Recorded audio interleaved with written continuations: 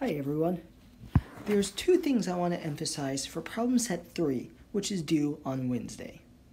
The first is that you are only responsible for negative control on this problem set. In other words, for asking yourself, is the brake on or off?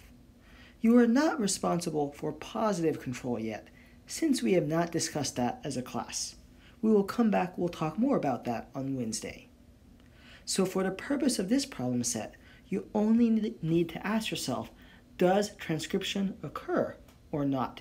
And to do so, you can follow that negative control checklist that we discussed today in class.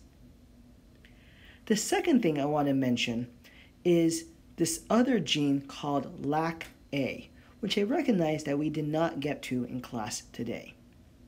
There's only two things you need to know about LAC-A for this problem set. The first is the location of this gene. So let's quickly recap the different DNA elements we have talked about. So we have mentioned that LAC-I and its promoter will be somewhere upstream, and that will have a promoter and operator, so P for promoter, O for operator, that controls LAC-Z and LAC-Y. And now we're going to add this third gene called LAC-A. And so I'm going to show you the location of LAC-A. I'm shading it in right now. And you see that it is immediately downstream of LAC-Y.